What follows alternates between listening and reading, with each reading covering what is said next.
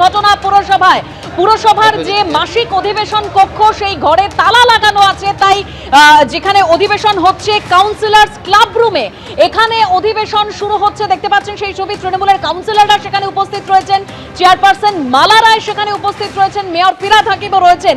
অধিবেশন কক্ষ খোলা হয়নি, নজিরবিহীন ঘটনা কলকাতা পুরসভায়। হাউসের বাইরে হাউস বসাচ্ছেন তৃণমূল কাউন্সিলররা, অর্থাৎ কাউন্সিলর্স ক্লাব রুমে হাউস বসাচ্ছেন তৃণমূল কাউন্সিলররা। কলকাতা পুরসভায় মেয়র কমিশনার দ্বন্দ্ব একেবারে তুঙ্গে পৌঁছেছে। চেয়ারপারসন বলা সত্ত্বেও ঘর খোলা হয়নি, অভিযোগ করছেন তৃণমূল কংগ্রেসের কাউন্সিলররা। আমি আবারও চলে যাব, অর্ণব রয়েছেন সেখানে। অর্ণব, দেখো, এই যে আমরা দেখতে পাচ্ছি যে হাউস শুরু হয়েছে। মালা রায় পুরো চেয়ারপারসন একটি সাধারণ যে চেয়ার আছে সেই চেয়ার নিয়ে তিনি বসেছেন, মেয়র পরিষদরা সামনে বসেছেন।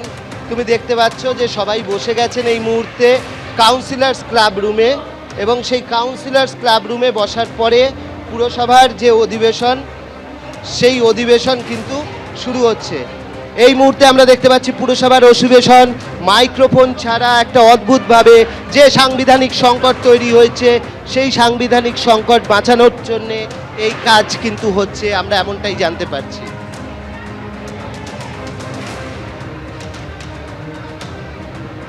পুরসভার চেয়ারপারসন মালা রায় তিনি উপস্থিত রয়েছেন সেখানে। একেবারে যে চিত্র থাকে অধিবেশন কক্ষের, সেই চিত্রের একেবারে বদল বলা যেতে পারে, কারণ যেখানে অধিবেশন হয় সেই কক্ষে তালা লাগানো রয়েছে। তাই কাউন্সিলর্স ক্লাব রুমে অধিবেশন শুরু হয়েছে, মালা রায় সেখানে উপস্থিত রয়েছেন, তবে কোনো রকম মাইক্রোফোন সেখানে নেই। তৃণমূলের কাউন্সিলররা তারা উপস্থিত হয়েছেন সেখানে। এই কাউন্সিলর্স ক্লাব রুমে সমস্ত যে চেয়ারগুলো রয়েছে সেগুলোকে ঠিকভাবে একেবারে অধিবেশন কক্ষে যেরকম একটা সিচুয়েশন থাকে সেই রূপ দেওয়ার চেষ্টা করে এই কাউন্সিলর্স ক্লাব রুমে এই মুহূর্তে অধিবেশন শুরু হয়েছে। অধিবেশন স্থগিত করে দেওয়ার জন্য যে অচলাবস্থা তৈরি হয়েছিল তা কাটানোর জন্যই এই নজিরবিহীন পদক্ষেপ কলকাতা পুরসভায়।